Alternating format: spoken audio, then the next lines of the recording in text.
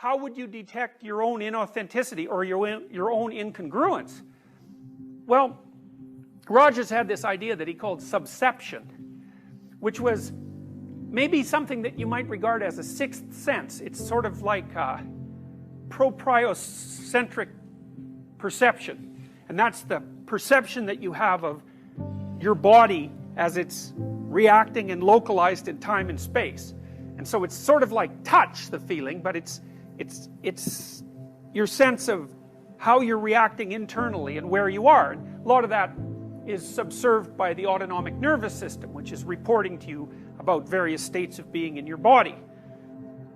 Rogers believed that you could use the information that's being provided to you from your body, sort of bottom up, to determine when you were being inauthentic or non-congruent. And I've thought about this for a long time and tried to sort it out in a practical manner, and what I've concluded is this. You could try this for a couple of weeks. It's an extremely interesting exercise. So you sort of have to detach yourself from your thoughts and what you say. So you got to assume, you start by assuming that what you say and what you think is not necessarily you. And of course that's just the case, because a lot of what you think, in fact most of what you think and most of what you say, are the opinions of other people.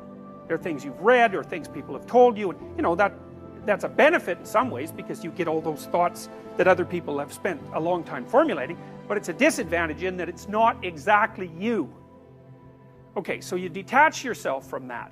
You're no longer your thoughts or the things that you say, or maybe you're no longer all of them. And now what you're going to try to find out is which of your thoughts and things that you say are you, and maybe so you can not utilize the rest, or maybe so that you can correct the rest, because they're not representative of yourself as an integrated being. They don't take everything into account.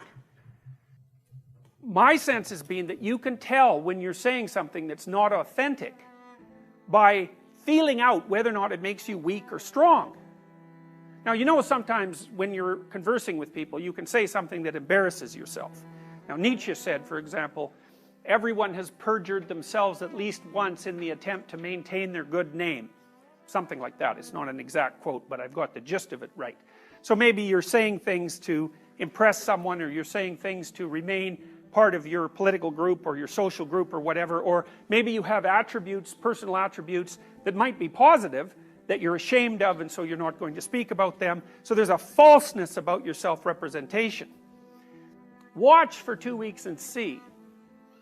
Make a rule that if you start to say something and it makes you feel weak, it's hard to describe exactly what that means. To me, what it means is that I can feel things coming apart sort of in my midsection, so I think it's an autonomic phenomena. And the subjective sense is of falsehood. It's like I've just stepped off the solid ground and onto something that doesn't support me well, and it feels like a self-betrayal. So that's existential inauthenticity. You can feel it right away. And then the rule is, shut up if that happens. Stop talking.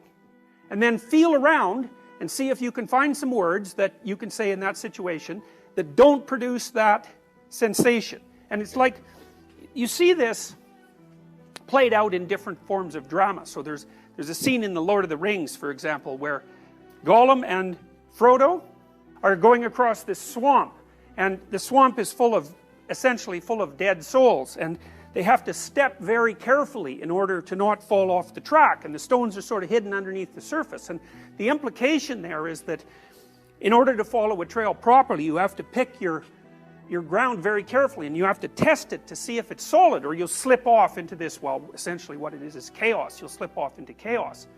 And that's a dramatic representation of what I'm suggesting to you. It's like, all you have to do is notice, and you have to pay attention. And so to some degree what you're doing, in fact, is you're making your capacity to pay attention superordinate to your capacity to think and to speak. Because you might ask yourself, well, exactly what are you? Well, I said you can identify yourself with your intellect, and that's very, very common. It's sort of like the worst sin of intelligent people. But that isn't all you are. And there are lots of reasons for making the assumption that attention is a higher order function than intellect. because attention is what teaches intellect. So if you pay very, very careful attention to what you say without having the automatic, without bringing the automatic assumption that what you say is you to bear on the conversation, and then also to feel like you have to defend it once you say it, you'll find very rapidly that very much of what you think and say has absolutely nothing to do with you. It's the dead souls that are in that little scene that I described to you, sort of manifesting themselves in your head. They're dead ideas that other people have created. And some of them might be applicable to you, you know. You might have the right to them, so to speak. But lots of them won't, and you're using the words as camouflage, or self-defense, or as an attempt to attain status in a status hierarchy, or to make yourself look smarter than you are, or there's all sorts of reasons. Or to hide what you think from other people. I see this in undergraduate essays all the time. So, because the essays are full of cliches. And you know, it's not all that obvious why a cliche is a bad thing, but a cliche is a bad thing in the same way that being possessed by the dead is a bad thing. It's like a cliche isn't you. It's something else. It's like the crowd. It's like the other. It's not living. It has nothing to do with you. And part of the reason that students use cliches is because it's easier than using your own genuine creative formulation. So you can just default to cliche use, but there's something more insidious than that, is that if you write an essay that's nothing but a string of cliches, and you get criticized, then you're not being criticized. What's being criticized is the cliches, and you can hide behind that, and the part of you that's wise but treacherous thinks, well, the criticism doesn't really apply to me because, you know, I didn't really say what I thought. And then there's this kind of sense you get that you've gotten away with something, which is a terrible thing. So when I read undergraduate essays, what I see very frequently is, especially the first essays, just nothing but cliches. It's awful, it's dull, you can hardly stand reading it because there's nothing in it that's gripping or alive.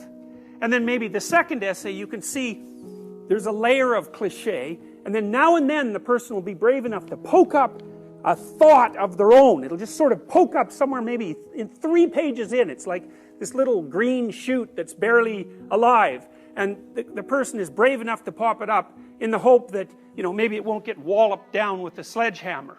And so one of the things I try to do is to point that out. It's like, look, you know, this is something, there's a real thought here. It's a real original thought. It's something that you have the right to, because it's derived from your own experience and your own knowledge, and you've formulated it in an original and compelling way.